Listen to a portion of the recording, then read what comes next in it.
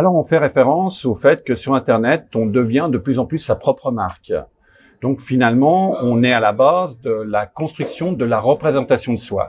Partant du principe que, finalement, le monde numérique n'est que la représentation du monde physique, on essaye de construire son pendant numérique par rapport à l'identité qu'on a dans le monde physique. L'idée, c'est que cette identité numérique ressemble au plus près à l'identité qu'on a dans le monde physique.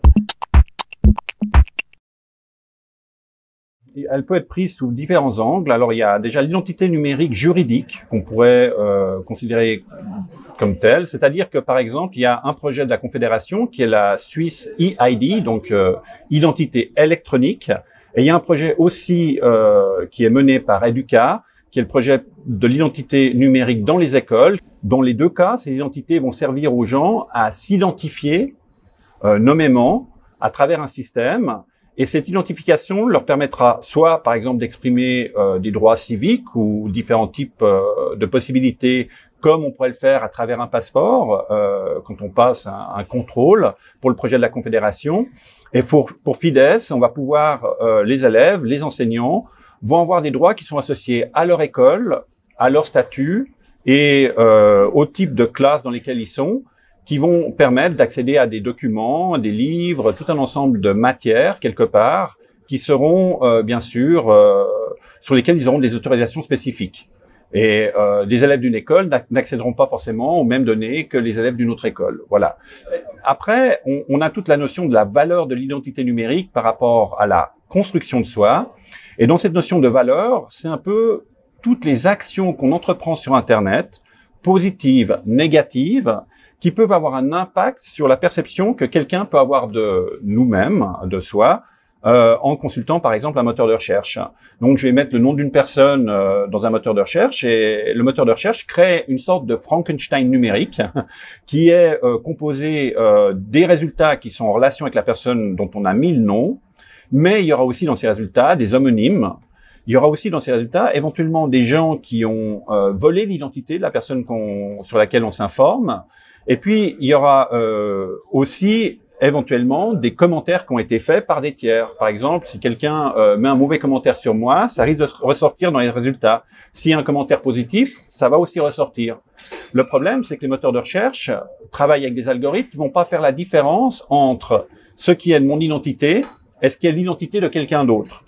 Donc, ce qui fait que pour la personne qui cherche, si elle n'est pas suffisamment éduquée à comprendre cette problématique, elle risque d'être induite en erreur sur la nature des résultats qui lui sont proposés. Donc, la construction d'identité, elle repose sur le fait d'essayer au maximum de plutôt mettre des éléments qui sont positifs, qui sont représentatifs, de pas se laisser être entraîné par ses émotions, de pas partager n'importe quoi sur les réseaux, de pas avoir des avis qui ne sont pas construits, sur lesquels on n'a pas une distance de nouveau critique, par rapport à la formulation de ces avis, parce que tous ces éléments vont être intégrés par les moteurs de recherche et mis en relation avec la personne qui est à l'origine de ces différentes données. Donc, on va avoir des informations qui sont liées à une personne, qui sont issues des réseaux sociaux, qui sont issues de commentaires de blogs, qui sont issues de commentaires d'autres personnes. On a les images aussi qui peuvent construire quelqu'un. Donc tout ça, si on le gère, peut être extrêmement positif et peut nous aider. Il ne faut pas oublier qu'aujourd'hui, la majorité des employeurs va chercher des informations sur Internet sur un candidat. C'est pas légal, c'est-à-dire légalement ils n'auraient pas le droit de le faire, mais comme on peut pas le prouver, ils le font.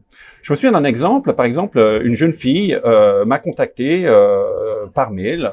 Alors voilà, elle avait créé un compte Twitter à 14 ans. Et puis sur son compte Twitter, elle avait mis sa photo de profil, son prénom et son nom, puis elle a dit coucou, je suis nouvelle et je suis accro à la bœuf, donc à la marijuana. Et donc c'était peut-être pas la meilleure formulation. Et 2 ans après, elle m'a contacté pour me demander de l'aide parce qu'elle me dit voilà, dans son mail, elle me disait voilà, aujourd'hui je cherche un travail et ce compte Twitter ressort dans les résultats de Google en tête et ça risque d'être un peu problématique pour ma démarche de recherche de stage ou d'emploi. Donc, bien sûr, alors maintenant vient la question, qu'est-ce qu'on peut faire pour essayer de contenir ce genre de problème? Alors, oui, l'idée, c'est quand même justement de travailler en amont de nouveau. Tout ce qu'on ne publie pas ne peut pas apparaître. Donc, il y a une vraie réflexion. Maintenant, quand on fait des erreurs ou quand on est victime, quelque part, de mauvais comportements, de diffamation, de calomnie, ce sont des choses qui vont ressortir aussi.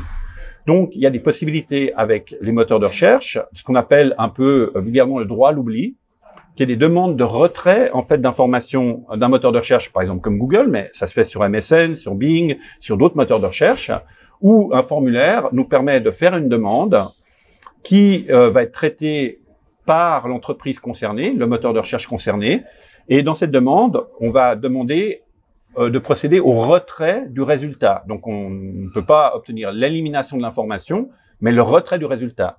Dans le cas de cette jeune fille, par exemple, j'ai dû montrer patte blanche, donc j'ai demandé une procuration, une copie de son passeport, de sa pièce d'identité, et puis après, une fois que j'ai eu ça en main, j'ai mentionné tous les liens qui étaient concernés, la raison, la motivation, on a 1000 caractères pour le faire sur Google, et puis 10 jours après, Google a retiré les résultats incriminés.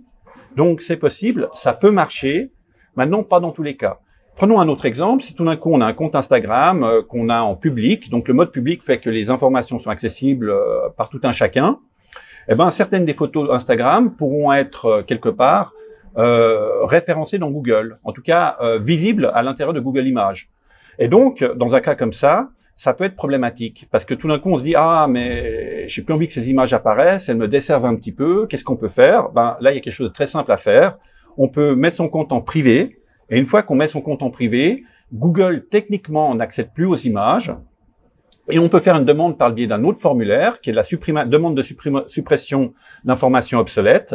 Et faire cette demande-là fait que Google va retirer ses résultats parce qu'il n'arrive plus à voir l'image qui est concernée. Donc, il va retirer ça aussi de Google Images. Donc, on a des moyens de faire quelque chose, mais ça marche pas dans tous les cas.